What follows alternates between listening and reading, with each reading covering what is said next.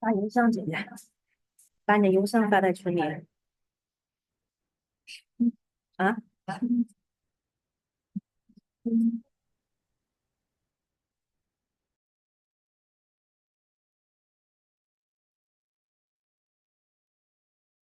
Hello, Dr. Ek. I'm Dr. Rafi.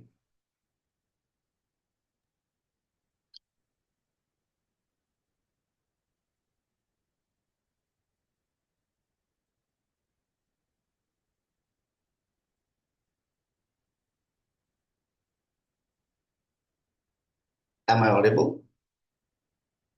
Good afternoon, Dr. Rafi. Good afternoon. How Welcome. are you? So I am Smith as the MC for today. Please, we are going to start. We are going to start at exactly 1 p.m. Thailand time. So it's just 6 minutes. So we are waiting for. That's perfectly okay. Thank you very much for having me. So I was wondering if I can test my slides. Again, please. I was wondering if I could test my slides. Okay, you can do that right now, please. Thank you. Yeah, thank you.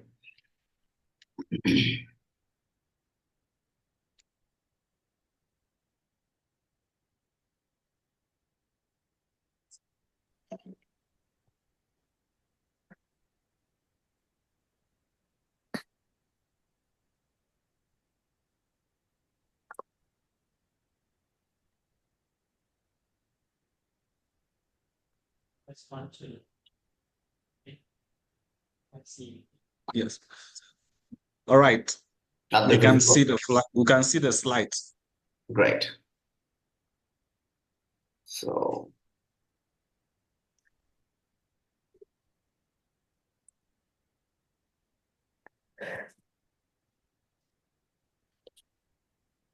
Hello, Professor Rafi. hello, Professor Ek. Thank you very much for having me. Thank you so Right. much Okay. for accepting our invitation. How do you pronounce your name? Rafi or Rafi? Rafi. Rafi. Okay, thank Yeah. you. So our protocol for having the webinar will be like this. Opening ceremony will be carried out first, and then will be followed by speakers introduction, and then it will be a time for every speaker to deliver a speech. And by the end of your speech, some participants might be raising questions relevant to your speech. Today, Smith, the student of cohort 4 or batch 4 has been assigned as the MC of this webinar. I think now is good time to commence our session, Smith. Thank you very much, Professor and Dean. Okay. Good afternoon, Dr. Rafi, professors, and my classmates. Welcome to today's special lecture series. We are delighted to have you all here for what promising to be an educative day. Please allow me to introduce myself. I'm Smith Azam, a lecturer and a PhD student in English language teaching, as well as your MC today. So, to start this afternoon session, I would like to cordially invite the Dean of the Faculty of Humanities and Social Sciences, who doubles as the PhD in English language teaching chair, Associate Professor Dr. Akarapon Nwamaihon, to deliver the opening speech. Thank you, Smith, Mr. MC, and good morning, Associate Professor Dr. Rafi, our invited speaker today. My dear students from different countries, including Thailand, China, and Myanmar. Mingalaba is Burmese greeting. Ni hao ma is Chinese greeting. And Sawadee krap is Thailand greeting. All right.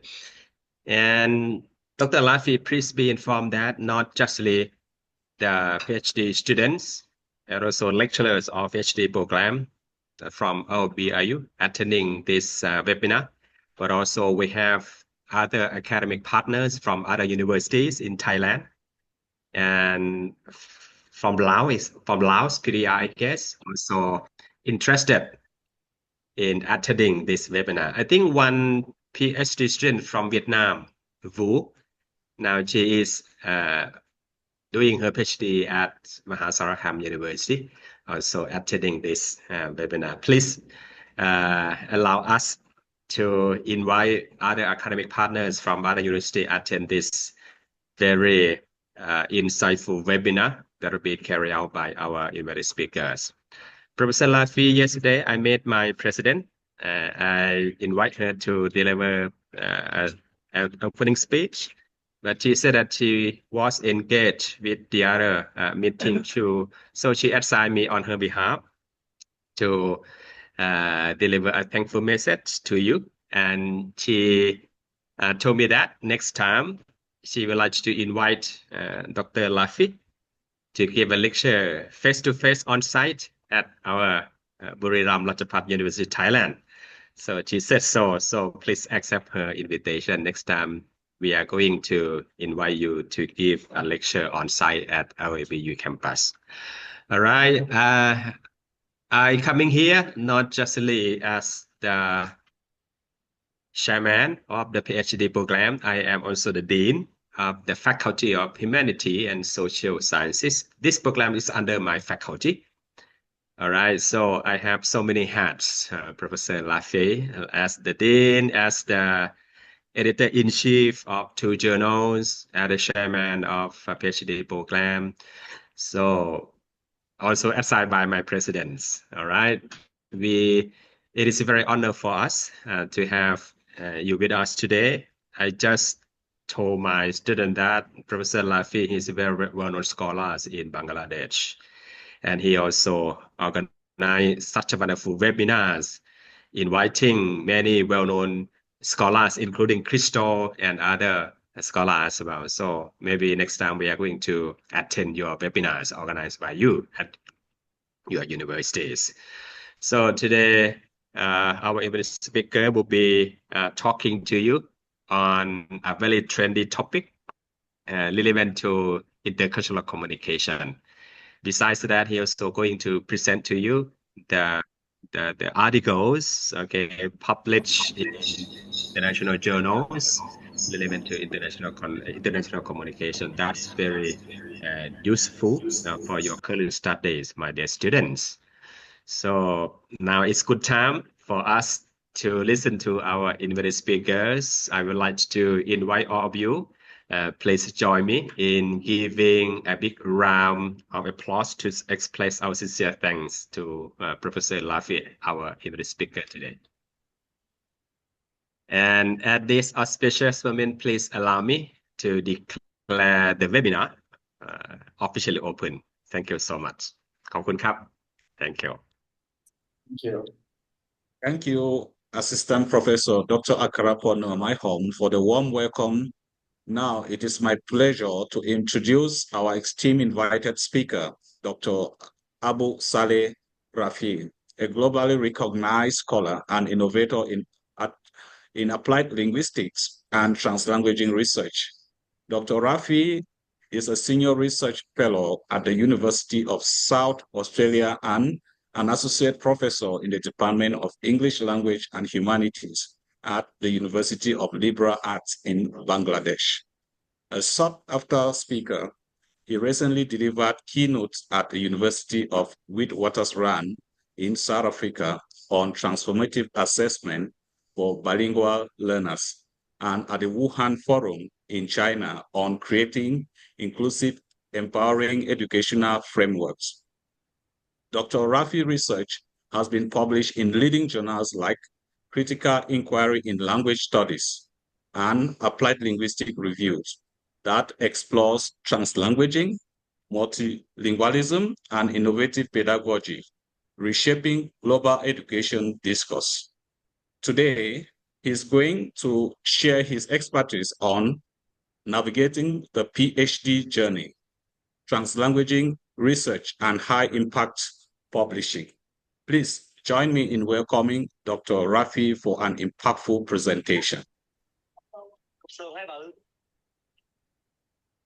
Thank you very much for the kind introduction. And I Lecture would session. also like to Please, Dr. Rafi will now begin with the lecture session. Please make sure to take notes, dear participants, and prepare for your question and answer. For the question and answer session later at the end of his presentation, we shall have a 15-minute coffee break from 2:15 p.m. to 2:30 p.m. Dr. Rafi, the floor is yours. Thank you. Thank you very much for the kind introduction and also the very generous invitation from Professor Ek and your president. I'm really impressed and humbled with your generosity, and I look forward to meeting you in person at some time. So I'll just share my slides.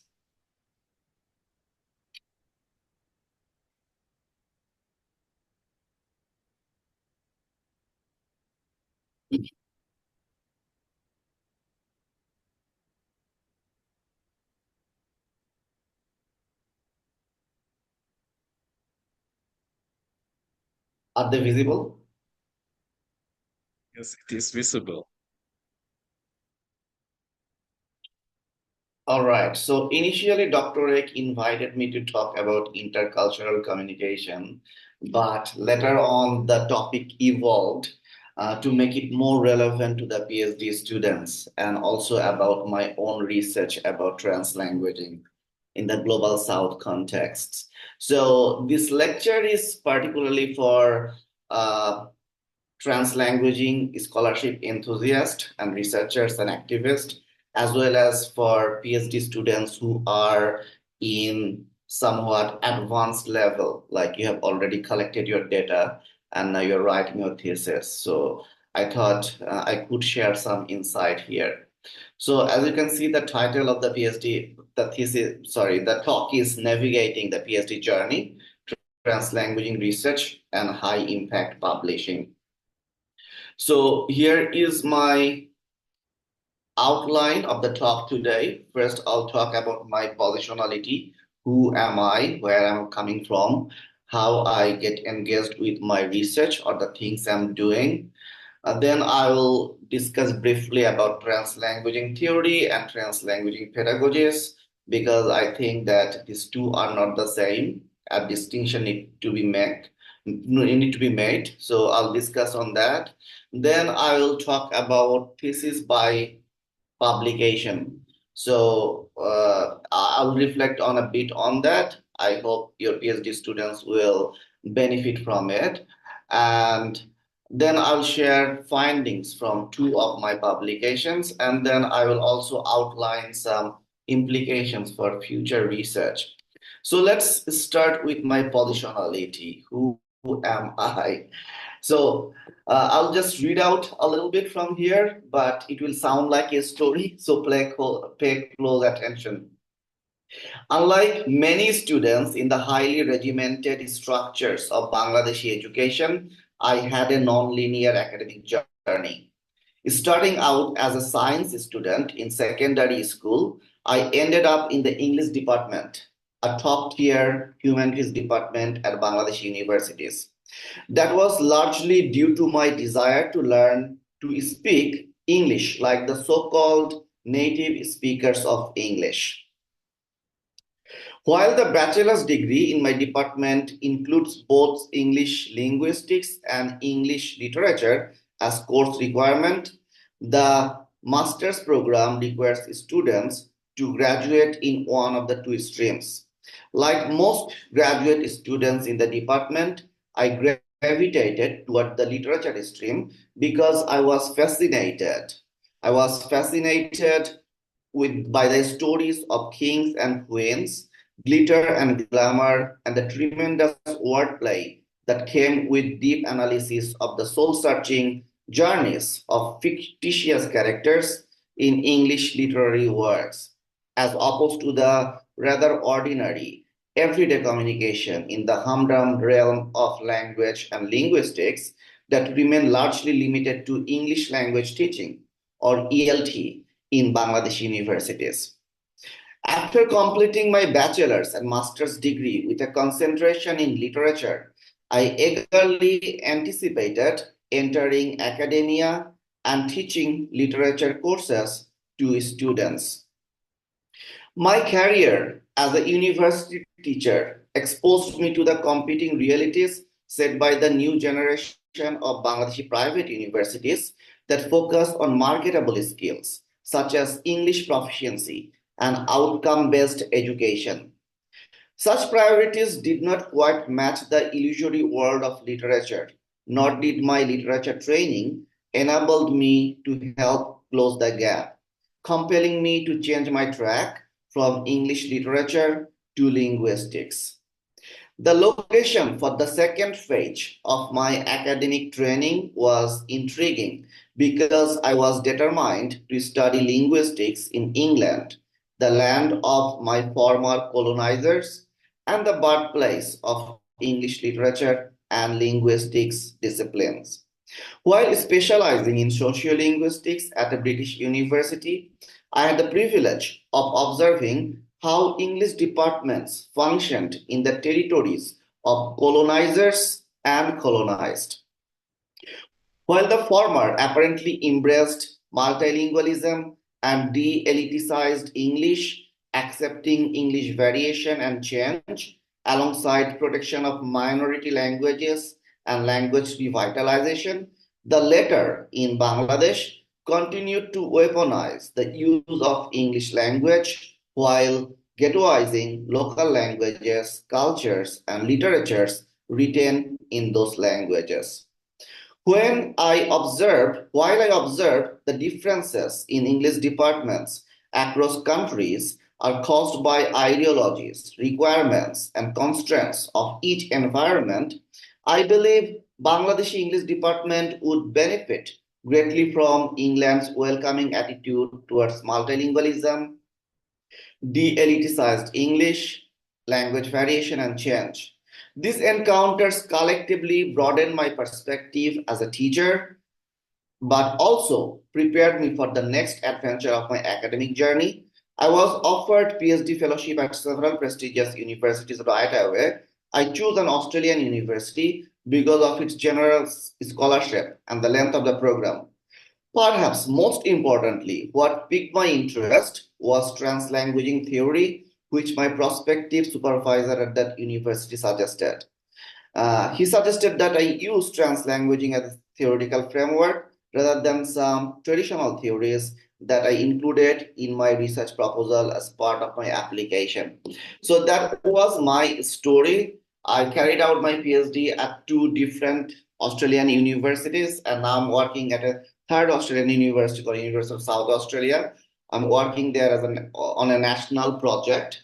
From the project, we are proposing early language learning policies for Australian schools. So as I was saying about translanguaging, and I was reading a snippet. So that snippet is actually from my biography that got published this year in a Dig Writer volume. And I also presented that in a recent conference at Brack University. So let's discuss what translanguaging is, translanguaging as a theory.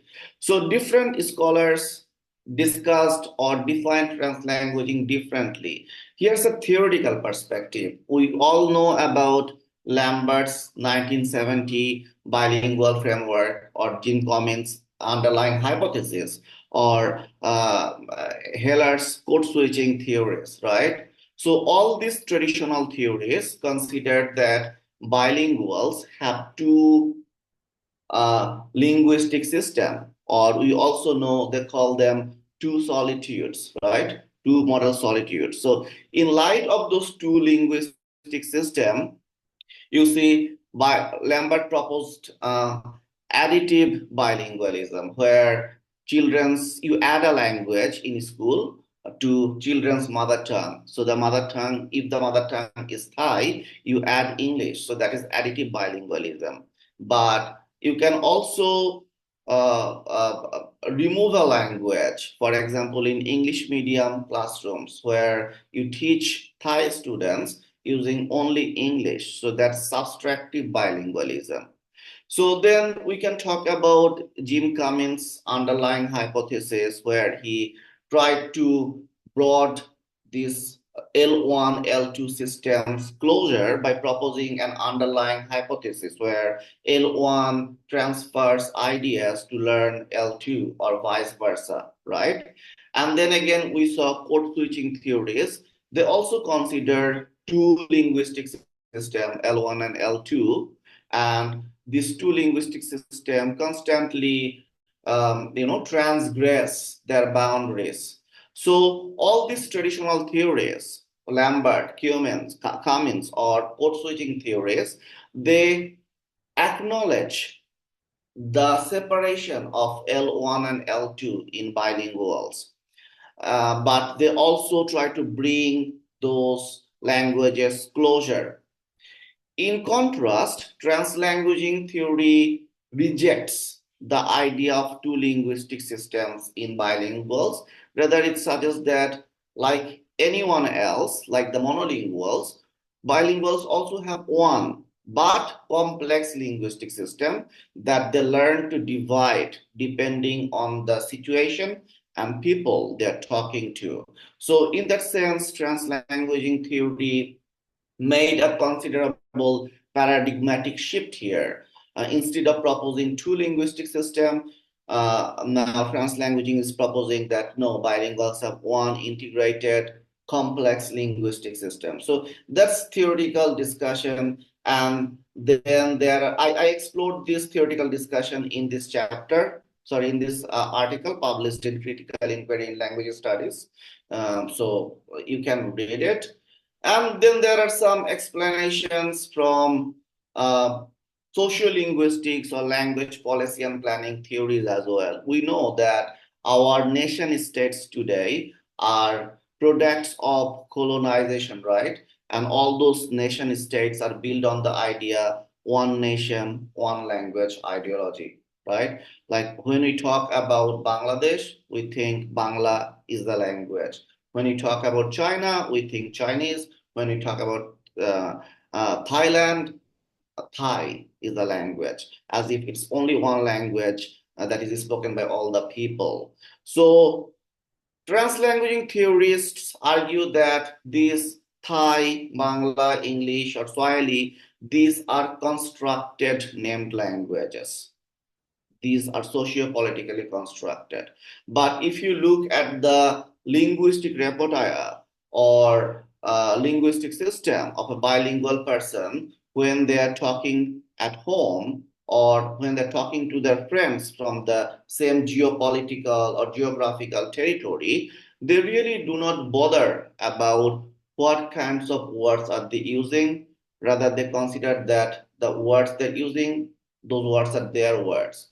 For example, when I talk to my mom or my friend, I really do not differentiate between which word is here called Bangla or which word is called English.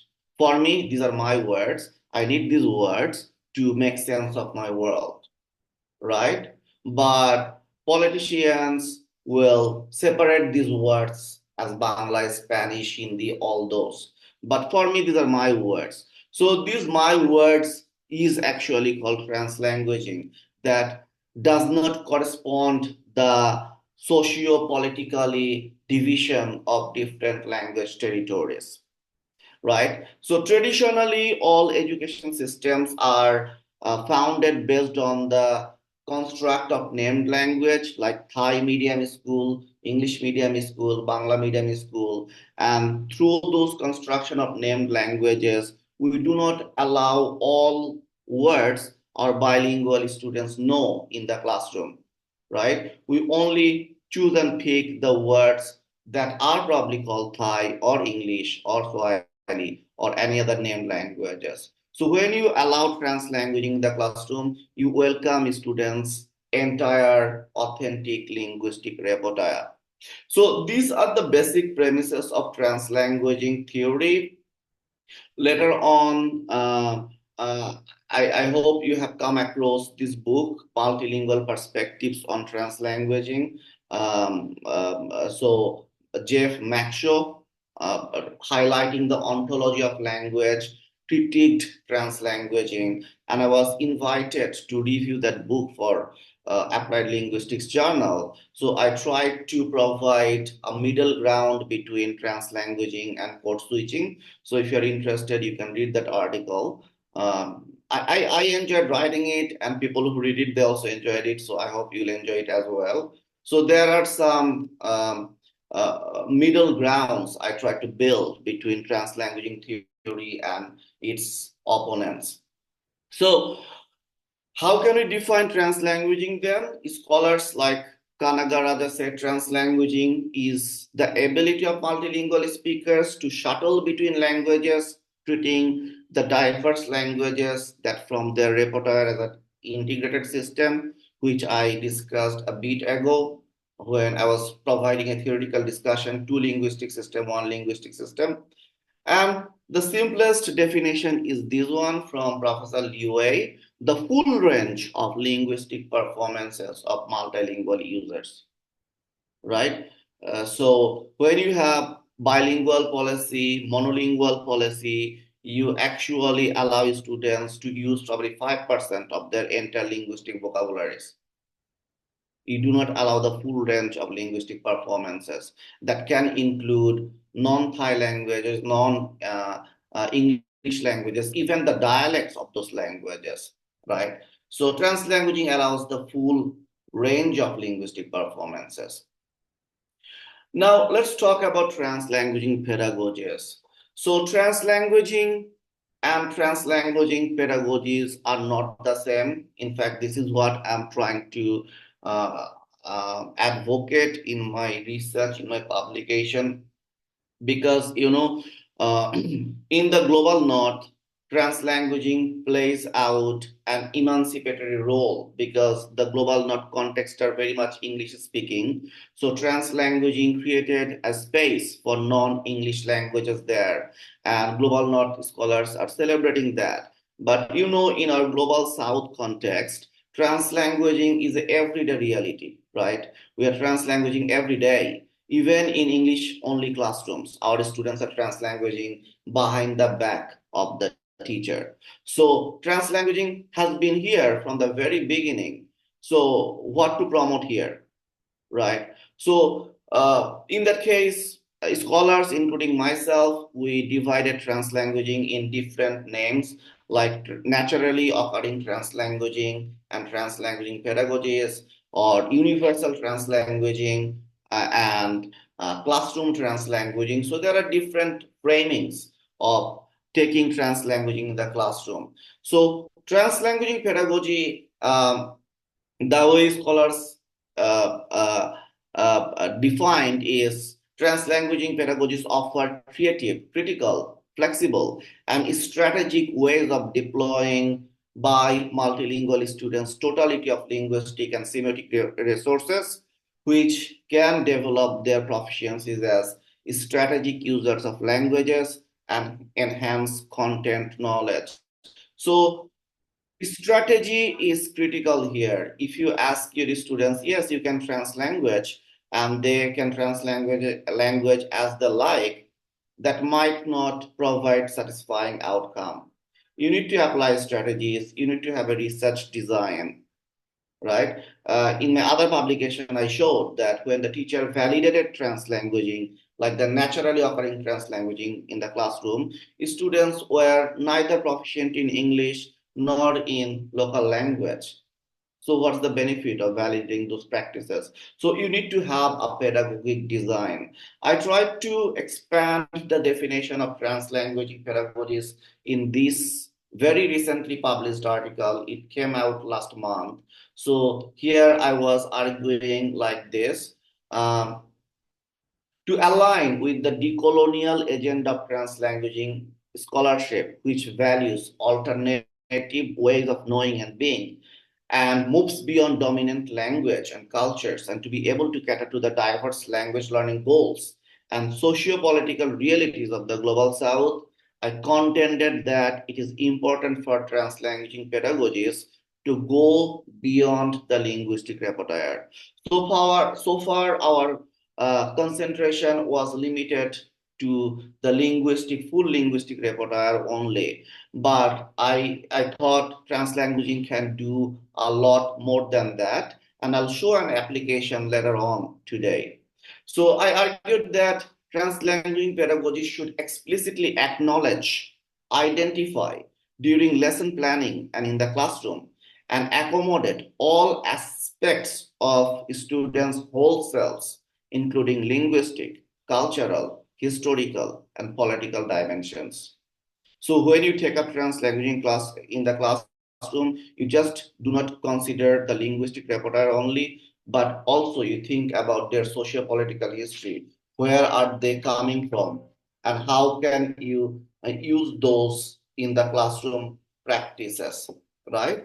So I'll show some examples in today's lecture as well. So yeah, I like the summary of the talk is like so far the discussion is when you take up translanguaging, it doesn't necessarily mean you just allow your students to speak in whatever language they want, but rather it has to be a researched, systematic design and with a political agenda in mind, because translanguaging pedagogy itself is political. It challenges the traditional understanding of languages, language education models, and overall educational agenda. It promotes equity and social justice in a world where cultural linguistic hierarchies are still dominant.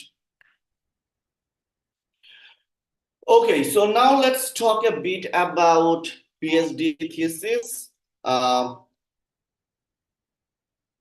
So this is my PhD thesis. I completed my PhD at James Cook University, and the title of my PhD was Pedagogical Benefits, Ideological and Practical Challenges and Implementational Spaces of Translanguaging Education Policy, the Case of Bangladeshi Higher Education. You can guess that the PhD was on Bangladeshi higher education. I'll talk about Bangladeshi higher education a little later, but my PhD was a different kind of PhD. So traditional, there are two types of thesis writing. I don't know whether are you familiar with these two types of terms, or are those in practice in Thai universities.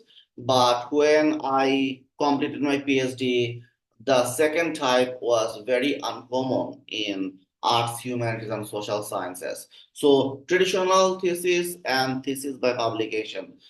The definition of traditional thesis, as you can see, a monograph or traditional thesis is a single author document that includes an introduction, conclusion, and several chapters.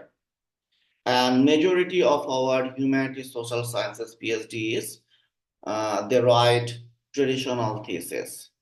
And in contrast, thesis by publication.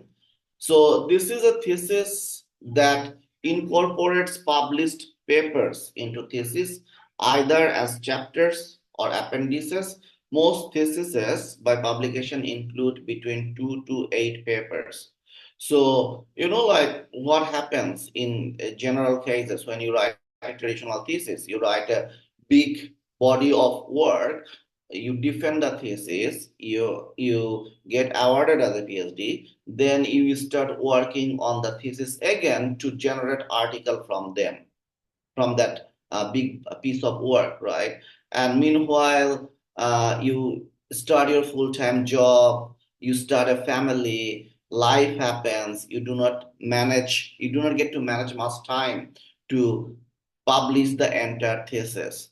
So in that case, the thesis by publication is a very good solution, and it's majorly taken up by the sciences and technologies disciplines. They write thesis by publication. It's very popular in those disciplines, but not in ours. When I was writing a thesis by publication, it was a bold decision because there were not much examples ahead. I completed my PhD in 2022. So there were only 4 examples in front of me. and 4 of those examples had 4 different formats, so there was no uniformity. So it was quite challenging, but my supervisory team and I managed to pull it together. You can see here are 2 to 8 papers, but I wrote 16 papers in my PhD. So 16 articles, and then again you have to tie those articles with an introduction and a conclusion. Excuse me, Dr. Rafi, we are not seeing what you're presenting. What we have here is the slide about PhD thesis writing. Yes, yes. I didn't go to the next slide yet. I'll go in a bit. Yeah. Thank you. So so it was challenging, but we did it kind of very tactfully, and it was a very productive project for us because most of those articles were published when I was a final year PhD student. So I'll show you the articles I wrote and published, but before that, let's talk what kind of data I collected and how all these made this giant project possible. So I collected data from Bangladeshi higher education. So there are 2 major types of universities, public universities and private universities.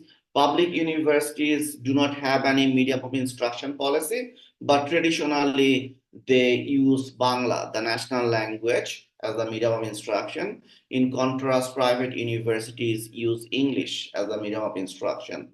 So I observed 8 classrooms. So there are 8 classrooms from 4 departments, English departments and anthropology departments, basically, but 8 classes from there.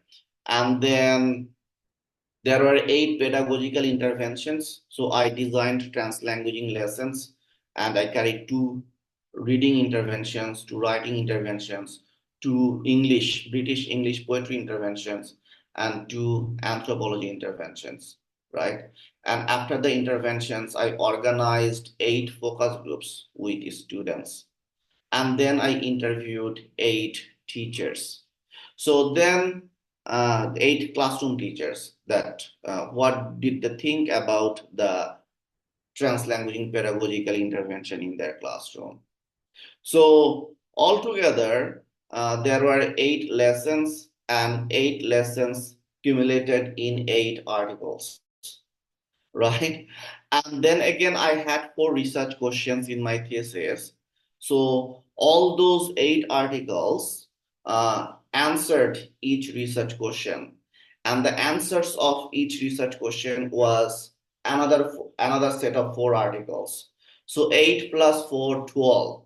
And then again, there are some tangential data, and from that I wrote another 4 articles. So altogether, there were 16 articles, you can see, and most of them were published, I mean, during my PhD candidature, and I'm still publishing. So it was an extremely long PhD thesis, but I mean, it was worthwhile to take this format.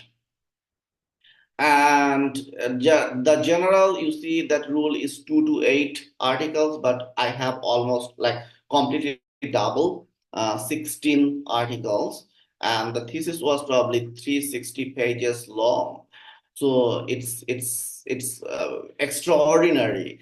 And then it was stored in Australian National Library as well. So yeah, I just wanted to share this idea, particularly this format, with you. So you can also think about taking this thesis by publication route, to accelerate your research career, because you'll be working on a traditional thesis, and then again you have to rework on that thesis to generate articles, right? So instead of doing that, take this route. It's a bit challenging and tricky because all those articles altogether will have to tell one story, and there the biggest challenge comes. So and then again, you'll be publishing when you'll be publishing during a thesis, the peer reviewers, journal editors will give their feedback, so they might also contribute destruction from where you are leading to. So keeping all those challenges in mind, still consider this route. And yeah, like you can also write to me, like you can share your ideas with me, and I can also lend my expertise how you can generate articles from there. So yeah, that was about my PhD thesis. And let's let's look at two practical examples. Examples from two dimensions. Previously, we were talking about translanguaging theory and translanguaging pedagogies. So we'll see example of translanguaging pedagogies in action. How does translanguaging pedagogy looks like? At the same time, I will also show you how I used like one single data set. For example, one classroom observation, one pedagogical intervention, and one focus group discussion, and one teacher interview, right? So that makes a unit. So one unit comprises 4 data sets. So how I use the data set to write my articles, write 2 articles from there. So there are 2 examples of 2 articles that came from one pedagogical interventions. So the first one was published in a very like highly reputed journal in our field, Journal of Language, Identity and Education.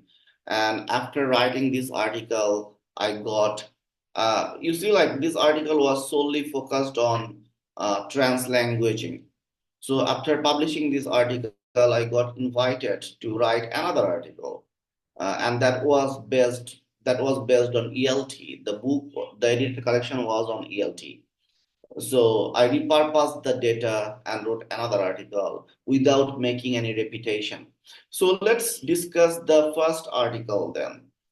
And you'll also see, I previously discussed that I'm trying to expand the conceptualization of translanguaging pedagogy beyond going beyond the linguistic repertoire. We also need to bring students entire selves, their historical, political, geographical, geopolitical history in classroom context to align with the decolonial agenda of translanguaging scholarship, right? So we'll see such an example. So here's a glance of that study. Context is a Bangladeshi private university, and it's from a first year English reading development cohort. Medium of instruction is English, and the focal teacher is an assistant professor pursuing a PhD in English literature, and 6 students. And the data were collected through classroom observation, pedagogical intervention, translanguaging pedagogical intervention, semi-structured interview, and focus group with students. So let's talk about the first article. I'll show you a translanguaging pedagogical intervention design that you might find interesting. So here is the design. In the very beginning, I introduced the students with the theory and philosophy of translanguaging. And I also told them what are the objectives of our class. In this class, we are going to celebrate your whole selves, including your linguistic, cultural, political dimensions. And I used a small warm-up activity carried out comprising a picture of 5 young people and 3 questions. I'll read this activity for you because this is very interesting. Remember, this is an English medium classroom taught by an English literature teacher. So they promote Anglo-normative, monolingual, monocultural ideologies strongly in this classroom. But I invited students to use all their languages. So that was quite different for them, right? So here's an activity that I would like to read with you. I showed this picture and then I asked question, who is the most beautiful person here? The question intrigued the students. and they immediately translanguaged to respond altogether. I pointed to each person in the picture to obtain clear responses. So I said, do you think the Asian girl is the most beautiful? A student said no. I asked the white girl. A student said, she is like a star. How about the only black boy? All students laughed. Then I said, the white boy? The student said, he is handsome, cute. Then I asked, why do you think them beautiful? Two students said, because they're white.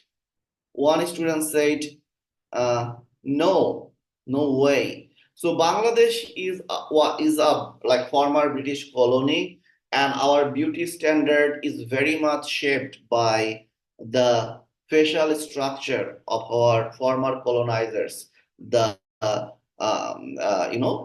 Caucasian physical structure. So that shaped our concept of beauty, constructed our beauty in our context. So finally, I asked, what is the concept of beauty in your culture? The question dropped the students to define beauty from their local context. Students provided several responses, including everyone thinks that fair skin makes girls beautiful. Another student said fair skin. Third student also said fairness means beautiful. So this is the ramification of British colonization on a former colony, right? So as I was saying, translanguaging needs to bring students' whole self. Now my idea is, or my agenda is, how we can deconstruct the beauty, the British definition of standard of beauty in Bangladeshi context. So I designed my reading task in such way. First of all, I moved the students from monolingual English only practices and allowed them to speak in whatever language they want. I provided them an English definition of beauty. Like in this particular interventions, students read 3 different texts. So the first text was a general text, and students had a general idea about beauty in this text. And you see, they also explored cognates like beauty is in the eye of the beholder. They found equivalent in Bangladeshi languages. They also found equivalent in Hindi language as well. Hindi is not taught in Bangladeshi school, but because of Bollywood culture, our students know Hindi. So you see, this is how translanguaging maximize the linguistic resources utilized in the classroom. And then again, there are difficult words like inflated and all those. And also I used a picture of a Bangladeshi celebrity, which is not a common practice in Bangladeshi English medium classroom. They will rather bring somebody from Hollywood or any British cinema. But I used a model from students' own culture. So this is a learner-centered object, and students could easily engage with the concepts of beauty. And these stories, this text also has messages. For example, here it says that males are visual creatures. In their mind's eye, like the posters teenage boys hang on their bedroom walls, may have an inflated idea of beauty. But when it comes to real life, they feel like that they feel more comfortable with somebody like a mom or a sister or an aunt who is not as physically beautiful as portrayed in the poster, right? So those kinds of messages were there. And then again, students read a Bangla text, which never happens in English medium reading classroom. So this Bangla text talked about the dark skinned girl in Bangladesh, how they suffer because of the colonial standard of beauty. And it also talked about Bangladeshi Nobel laureate Rabindranath Tagore. Tagore was he appreciated dark skin, but the irony is none of his heroines in his novels was dark skinned, right? So that was a shock for the students. And then again, we explored the concepts of beauty in American culture as well. And we saw that body shaming, fat shaming is a big deal there for youth. And in all those readings, students used multilingual vocabulary, paraphrasing, translation. Strategically, I enabled a space where students were provided maximum linguistic supports. Students were also asked to write, for example, the first assessment task from the first test, like general idea of beauty, where students were asked to write in whatever language they want. So that was translanguaging performance. This performance helped them to organize their ideas regardless of considering any linguistic boundary. And then again, in next assessment task, they were asked to write in Bangla, that is the national language and their mother tongue, right? And then in the third task, they wrote about in English. So multiple types of performances in multiple languages in one class.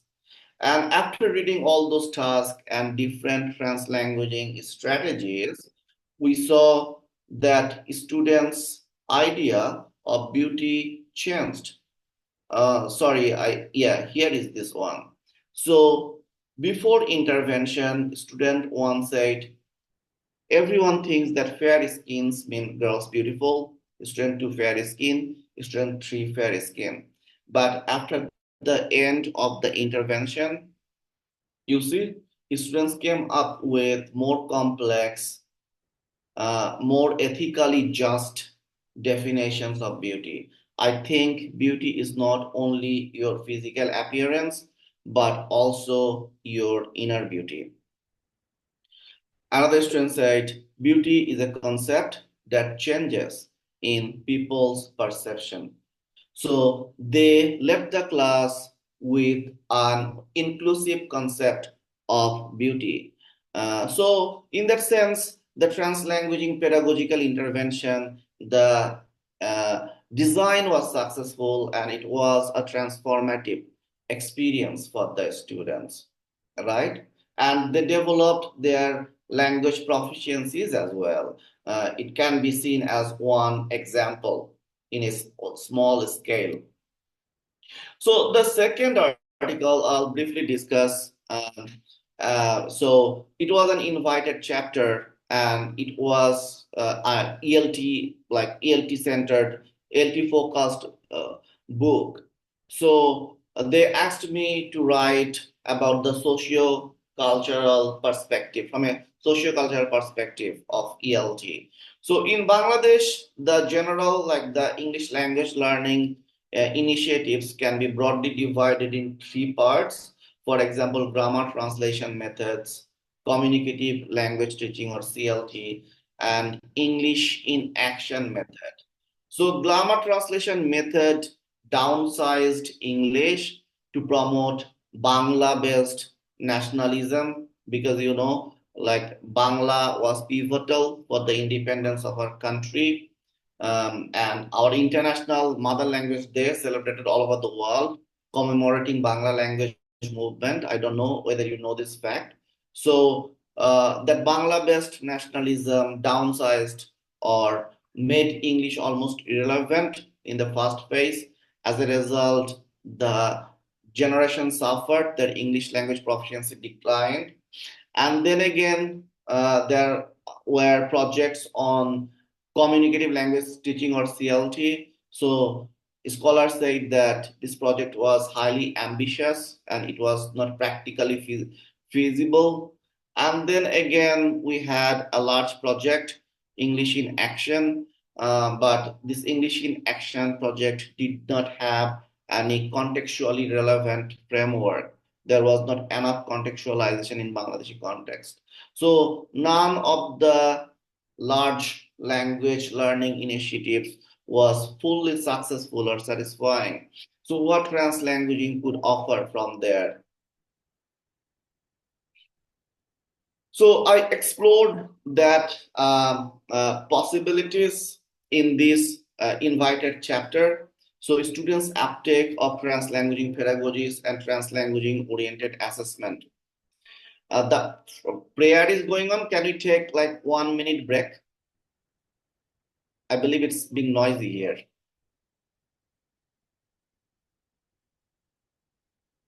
You are muted. How much time do I have?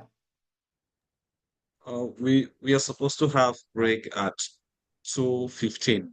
So I think at 2 o'clock would be good. But if you think we can have it now, then we can use the 15 minutes. Then we continue after this. Well, like it's just a short break for 1 minute because the prayer time, you can see the noise. Okay. Adhan, yeah, just 1 minute break. As soon as the adhan stops, we'll start again. All right. Thank you very much. 1 minute. Yeah, just 1 minute.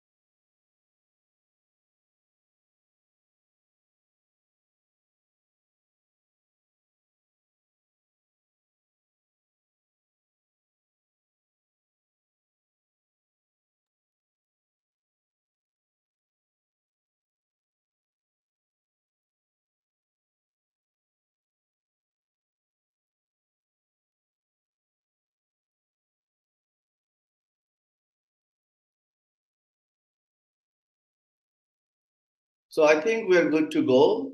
Can you still see my slides? Yes, we can. Please, Yes. you can go ahead, Dr. Rafi. Yeah, thank you. So in this chapter, I asked students' perspective about traditional ELT pedagogies.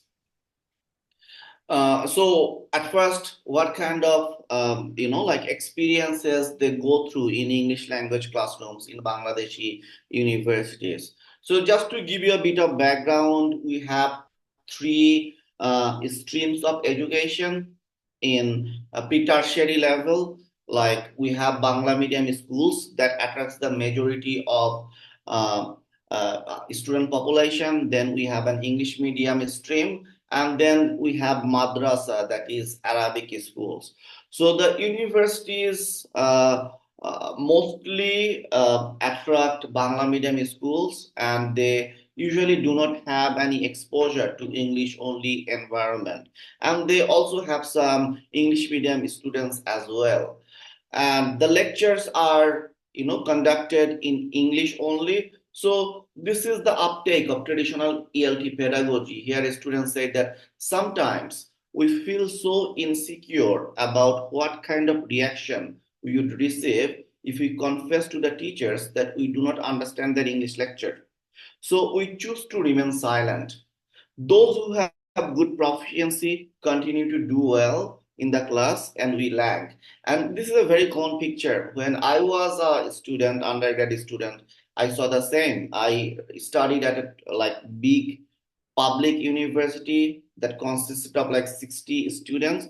Only 4 to 5 students will interact in the classroom, and the rest of the class will remain silent. And this is how they complete their 4 years of undergrad year as well. And then again, I collected some data from traditional ELT classrooms. For example, the materials they use, you see there is no match between curricula and culture, and also look at the linguistic, skill that required to access these materials. Here, for example, speaking in front of a group disconcerts Alan. Alan is an American name. No Bangladeshi is called Alan. And then again, the proficiency required to understand this text for a Bangladeshi first year students is a lot to ask, right? So I explored this mismatch between curricula and culture in this chapter, Translanguaging and Power in Academic Writing Discourse. It was published in Classroom Discourse.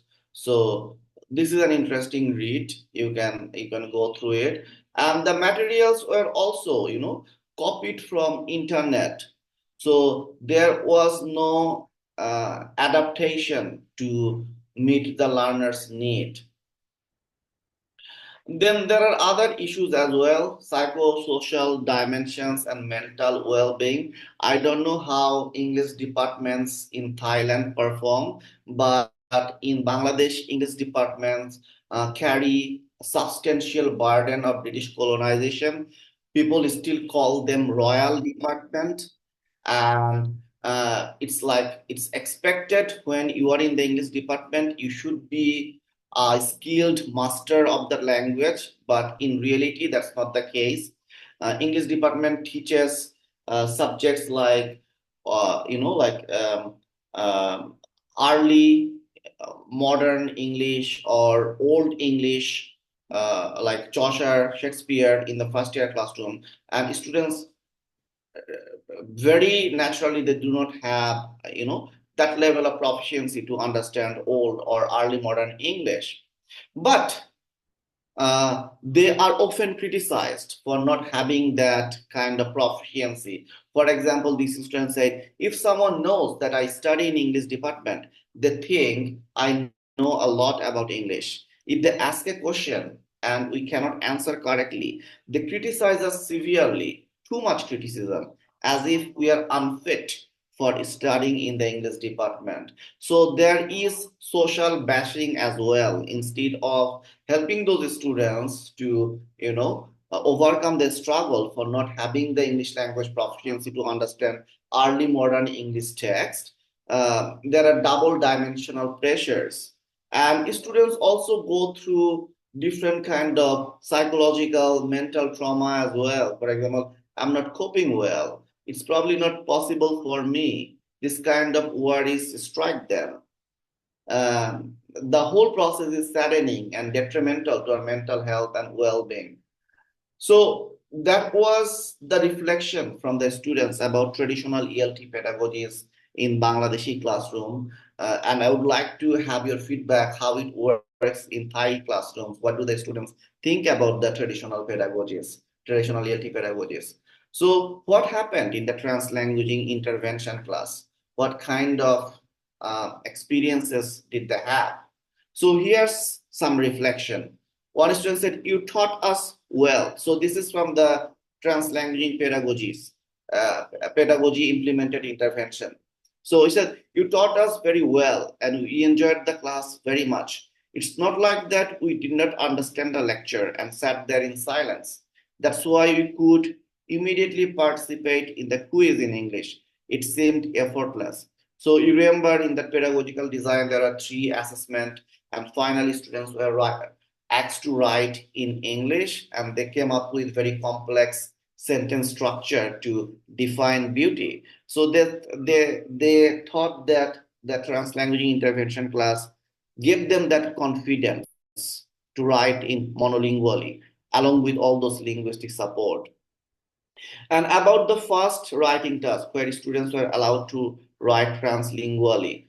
So these students saying, we wrote well what we felt. If we were to write in only English, we would have failed to express so many things. So in traditional ELT classroom, what do? We ask students to compose something directly in English. And those students might not have the sufficient vocabulary. or those students might need time to process the knowledge they have just received, right? They might need time to organize their thoughts. So in that case, the translingual writing was a space for them to develop their ideas, to organize their thoughts, and also from the interventions where we provided multilingual scaffolding. So they learned the vocabulary as well. So this was a good space for the writing to jot down or brainstorm their ideas. And when they felt confident, then they said that ideas that felt comfortable writing in English, we wrote those in English and followed the same process for Bangla as well. So the brainstorming process is reflected here. And then about Bangla writing, since the university is English medium, and that happened in my case as well in English departments. So the 4 years or 5 years program, those are completely in English, and we gradually lose the proficiency of writing in academic Bangla or in our national language. We forget spelling, we lose the grasp of syntactic complexity and all those. So the assessment task designed for Bangla Bangla writing practice was also fruitful. Students saying, we are not practicing Bangla for quite a long time. Bangla has its own grammar. If we make mistake, what would people say? We don't even know our own mother tongue. So this is actually very inspiring. Translanguaging pedagogy cared and created a space for practicing your mother language in the classroom as well. And when students go through multiple layers of assessment in multiple languages, it's naturally they will develop a stronger understanding of the content, right? And once they have that understanding, and once they learn the new vocabularies, they wrote confidently in English in the final task. And when we do not allow students these opportunities, we also have wrong impressions about the students. For example, these students said, we might have understood the topic, but failed to write about it due to the lack of English proficiency.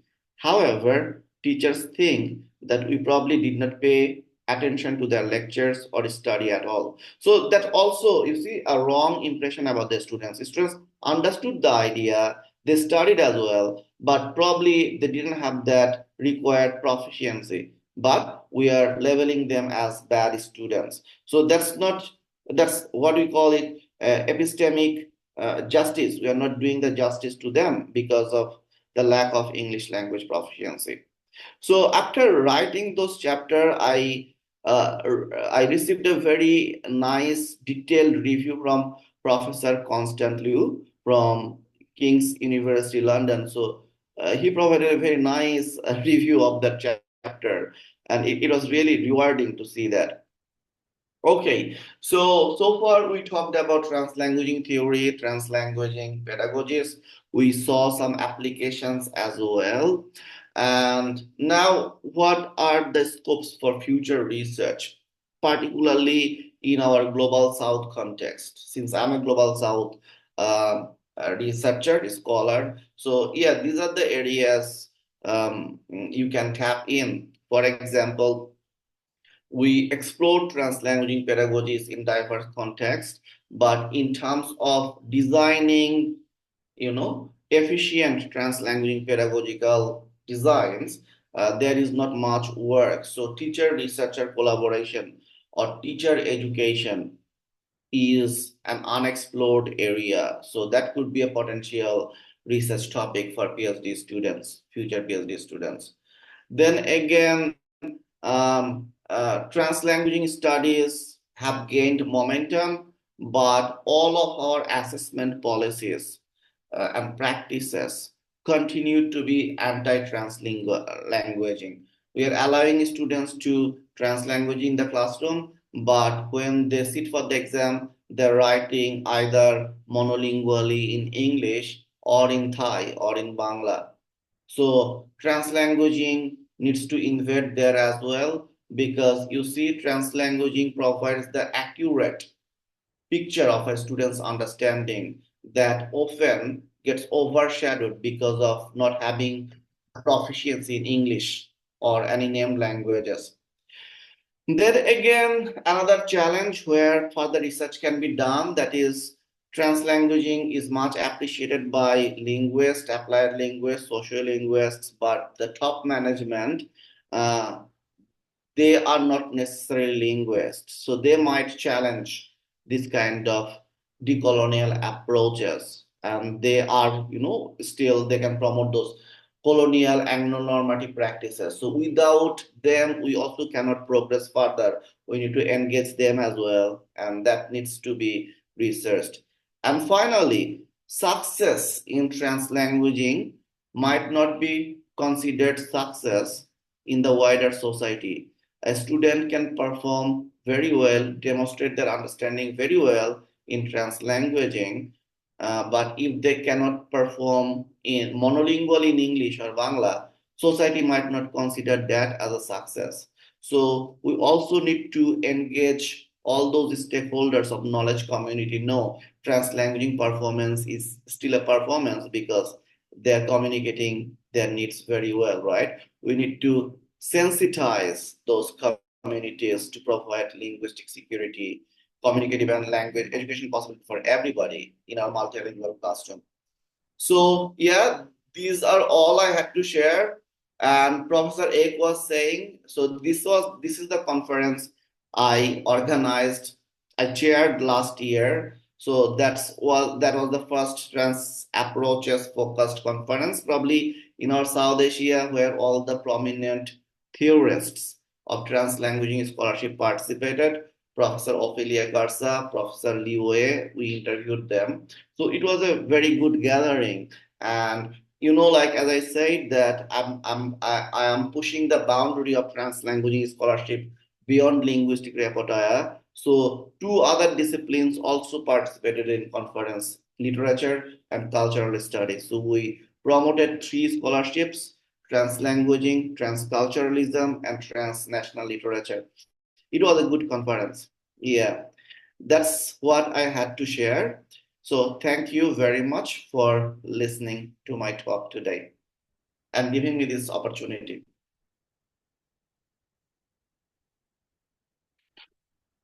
Am I on time? Thank you very much, Dr. Rafi, for that insightful lecture. We will now take 15-minute break. Please, you can return back to your seat at 2:30.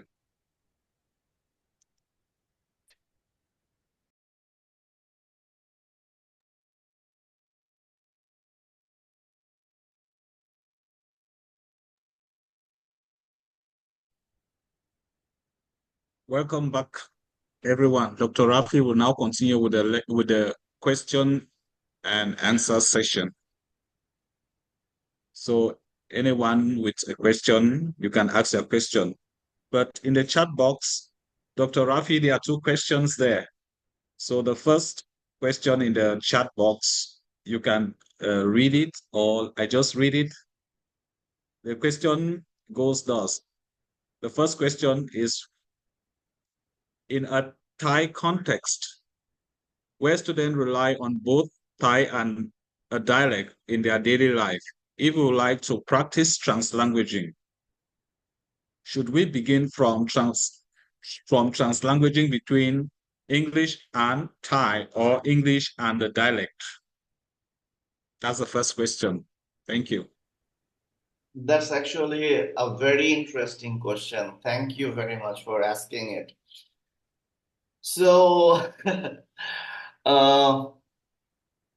like the division between Thai and its dialect, then again Thai and English, these divisions were like the translanguaging scholars, the key scholars, they argued that these divisions were created during the constructions of nation state, one nation, one language ideology, right? So when we talk about one nation, one language, by that one language, we mean one national language.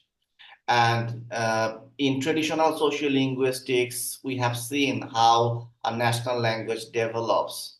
For example, first you select a language from many languages present in the country, and then you codify that language to give it a standard form, or you standardize that variety to call it a national language. So that standard variety was Thai today or Bangla today, right? So if we didn't codify, in that case, there shouldn't be any difference between today's Thai and the dialect of Thai, right? The codification makes the difference, because when you codify a language or standardize the language, that achieves prestige. It gains the acceptance to be used in official contexts, and the dialects do not have those kind of prestige or the formal use in formal contexts. So this sociolinguistic endeavor to codify a language makes the division between Thai or dialect of Thai, at the same time Thai or English. And when we talk about translanguaging, we do not acknowledge, like we try to challenge those divisions. Those were created by the colonialists or nationalist forces. We talk about interlinguistic repertoire. Like when I was discussing translanguaging theory, I said that the interlinguistic repertoire that doesn't correspond to the outsider perspective of socio-politically divided categories in languages. Rather, we consider that all linguistic resources are our linguistic resources. So in that entire linguistic repertoire, there is no difference between words that are externally called Thai or Thai's dialect or English. Those are just linguistic items or features we have, right? So that is translanguaging. So you are already translanguaging. You don't have to start translanguaging, like translanguage between Thai and dialect, or translanguaging between English or Thai. We are already translanguaging every day, right? And when we want to tag, like, yeah, this word is English, that was is Thai. So we are doing it because of the socio-political association of those words. But if you look at those words from a linguistic perspective, those are just words, linguistic features. So we are translanguaging all the time. Um, and even if you look at any language, for example, if you look at English, English itself is a translanguage, because English borrowed words from all European languages, right? Magnificent, magnifico. So English itself is a translanguage. In the same theory, Thai is a translanguage, Bangla is a translanguage. All those are translanguage. Now the question is, when it comes to policy, when you bring those translanguaging practices in the classroom, then you again set boundaries, because our education system is colonial system. Education system promotes the division between languages. So in that system, to what extent will you allow to translanguaging? Translanguaging between only standard Thai and standard English, or standard Thai and also dialects of Thai. So as a teacher, it's your choice. And translanguaging scholars, they talk about two stances or two philosophies of teachers. So the first one is scaffolding stance. Scaffolding stance means when you see that your students are not performing well in monolingual classroom, so you allow them to use their entire linguistic repertoire, and that repertoire can include standard Thai or dialectal Thai or English or any other languages. So those repertoire will use as a scaffold to understand English text. And once your students acquire that required proficiency in English, then you can move to English only medium of instruction only, or Thai only medium of instruction only. The second stance of philosophy we promote, that is transformative stance. We know as educators that there are so much linguistic discrimination and inequalities in the society. Not all languages are equally respected. Like dialectal Thai is not as respectable as standard Thai, or Thai is not as respectable as English as a global lingua franca, right?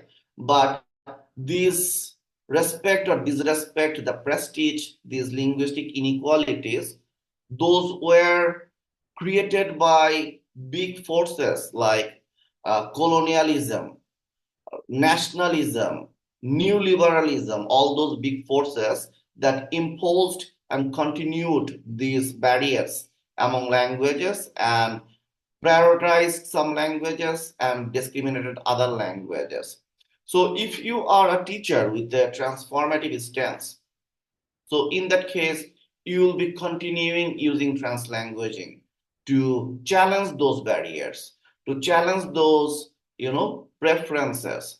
And by doing that, you will be promoting the marginalized languages in your classroom. So you allow your students to use all languages, be it dialect or standard form or a foreign prestigious language, allow them to use all the languages, but use those strategically. You need to make sure that your students at the end of the day in the current world order will need English, will need standard Thai, right? Learning only Thai dialect wouldn't be enough. So that's why I promote, like I showed you, 3 types of assessment in the classroom. Translingual performance, where students are welcome to use all their linguistic repertoire. Then again, national language performance, where students will be required to write in standard Thai. And then again, in English or French, the colonial language, the international language, they will be performing in that language as well. So if you have this 3-pronged assessment, or if you want to add more dimensions, you'll see you are valuing students' entire linguistic repertoire. At the same time, the languages, the so-called constructed name languages, like standard English or standard Thai, they're also practicing those in the classroom. Yeah. So you have to design your assessment in that way. Does that answer your question?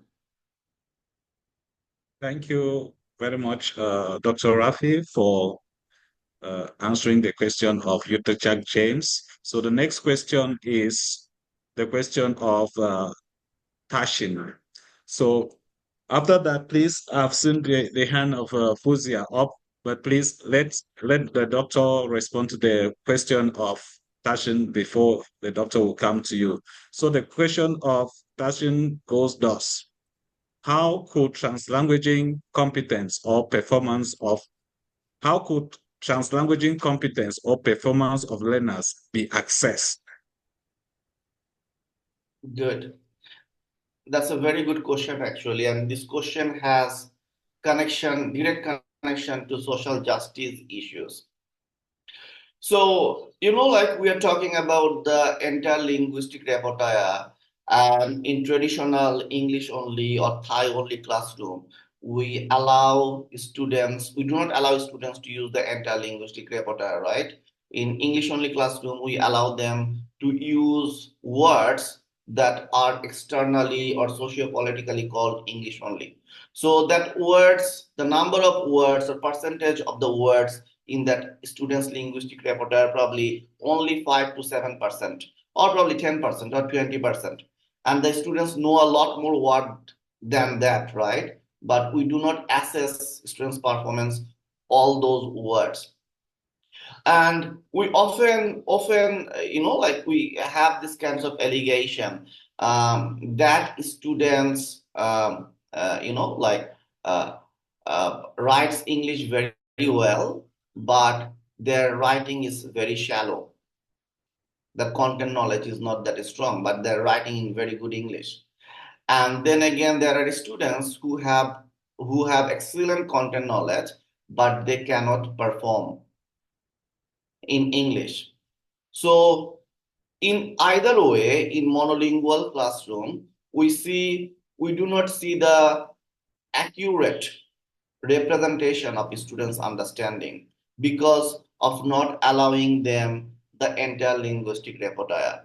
So translanguaging provides that way. We are calling it general linguistic performance, where students are allowed to use all of their um, uh, words, all of their linguistic vocabularies in the classroom and let them write in that. So if you are a teacher that shared the mutual geographical socio-political history with the students, you can easily assess that performance, right? For example, I can assess my Bangladeshi students translingual performance because we share the mutual linguistic repertoire. So that doesn't become a problem at all. Similarly, in Thai context, a Thai teacher can allow their Thai speaking students to write translingually. So that's possible to assess. And those kind of assessment actually project the 100% understanding of the content knowledge of those students. The challenges occur when it comes to the situation where teachers and students do not share the same linguistic repertoire.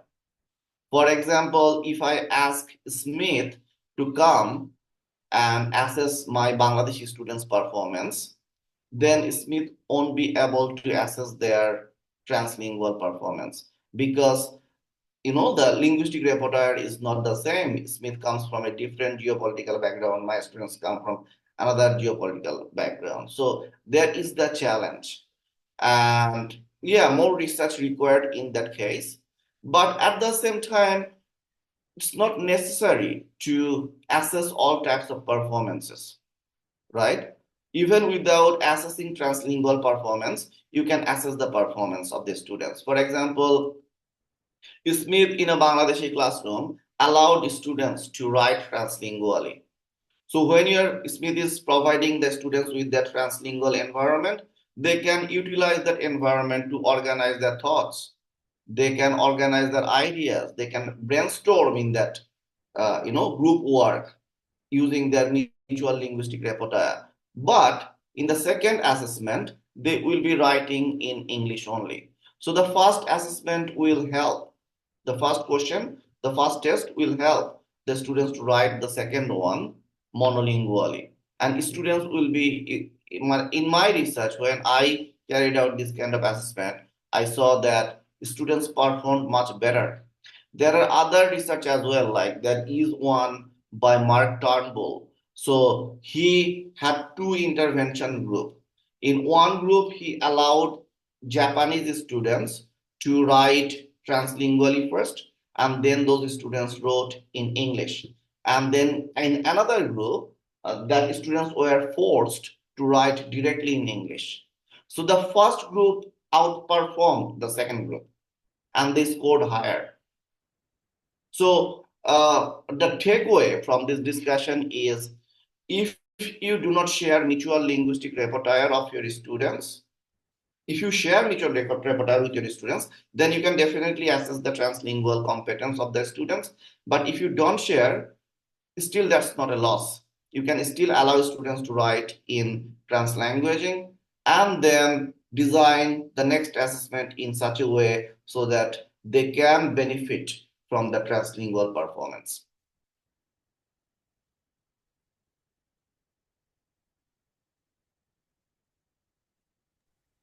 All right. Thank you, Doctor, for that response to the question of Tashin. So there's a follow-up question. Is there any parameter of assessment? You can just give maybe a brief answer to that, then we take maybe two or three other questions. Thank you.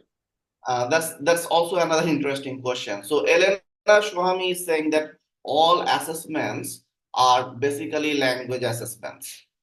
And in my context, like physics teacher, math teacher, chemistry teachers, in their English-only classroom, English medium classrooms, they're also teaching in English. So those colleagues often told me that although I'm teaching chemistry, but I feel like I'm an English language teacher because I'm still correcting their English language. So all assessment essentially become language assessment. So as a teacher, you need to set your parameter. Are you going to assess the language of your students, or are you going to assess the content knowledge of your students? So if your goal is to assess the content knowledge, then allow the students to write in translanguaging, right? Because you are assessing their conceptual development, not their language skills. So in that case, you'll have an accurate understanding of their performances. But if you allow them to write, ask them to write in only English or only Thai, then in that case, you might see that your students, like there is a linguistic barrier. The students who are not proficient, they will not be able to express their conceptual development clearly in that language. So you need to set your parameter. Are you assessing the language skill or the content knowledge? If language skill, then go for language specific named languages performance, English assessment or Arabic assessment or Bangla assessment. But if your idea is to check whether the students understood my lecture well or not, then go for the translingual one. That's what I would suggest.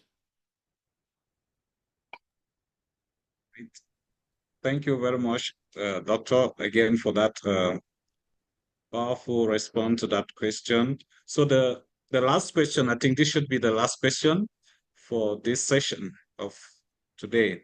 So the last question is from Ongvo. And the question is that she wants you to distinguish between these two terms that are confusing to her.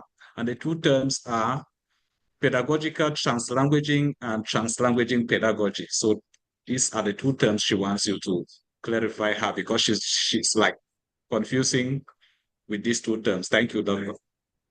Thank you very much for this question. That's actually, I thought about this as well. So translanguaging pedagogy and pedagogical translanguaging are basically the same, but different researchers coined them differently.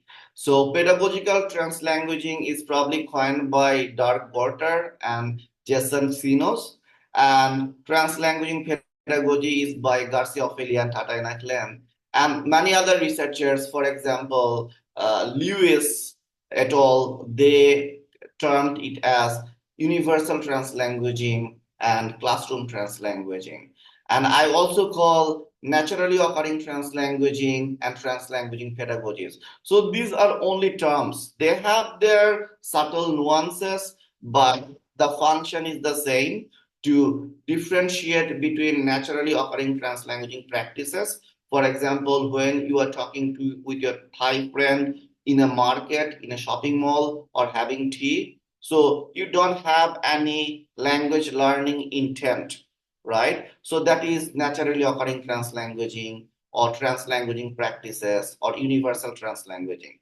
But when you are using translanguaging to learn a language or to learn a content, that becomes translanguaging pedagogy. So translanguaging is sociolinguistics in essence, like use of languages in the society, and translanguaging pedagogy is more of educational linguistics, where you are purposefully using translanguaging in a systematic way to teach a subject, to teach a language. Yeah, that's it, actually. That's the basic difference. Doctor, thank you very much. So you've made the clarification that translanguaging pedagogy and pedagogical translanguaging are two terms that mean the same but are used differently by different scholars. So as we draw today's event to a close, I would like to invite the PhD in ELT chair, that is Associate Professor Dr. Akarapo Nomaihom, to deliver a closing remark. Thank you all for your energetic participation and engagement. So At first, I want to say sorry that I'm not able to attend your session from the beginning and during your speech as well, because after your talk about 10 minutes, I went to attend some crucial meeting with my president. So I just finished that meeting, and I told MC that I will getting back to give the closing remarks and also deliver a thankful message to our event speakers. I am going to watch your speech again, because now my friend, assistant professor Supakit, he already record your webinar today, but before distributing this video clip to other participants, I will send to you first to take a look and have your kind consideration whether it's okay or not before distributing to other participants who might be interested in this. And of course, we are going to have your PowerPoint together with the sample articles published in esteemed journals by you. And these things will be useful for our participants, PhD students in particular. And one of my PhD students, that is Samit from Cameroon, he really interested in translanguaging research. And also the other student from Sarakam University who just raised the question from Vietnam, that is Vũ. Vũ also just finished her QE exam, and her research is focusing on translanguaging as well. So I am the one of the committee of her QE exam last few weeks. So I'm very certain that the lecture, especially given by the English speaker today, is very applicable and really useful for all of you. And I'm also sure that you would like to see and talk to our speaker in person. Yes, of course, I will try my best to invite him to visit our university and have very intensive workshop on site in the near future.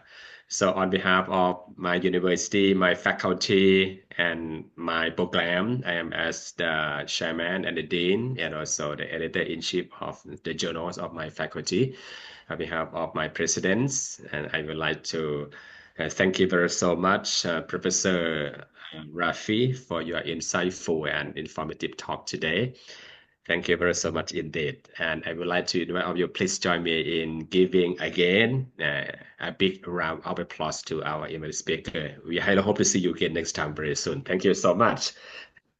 Thank you. And Thank you so I much. would like to please allow me to declare the webinar officially closed. Thank you. See you again next time. Bye bye. ขอบคุณครับ สวัสดีครับ Thank you. See you. Bye bye.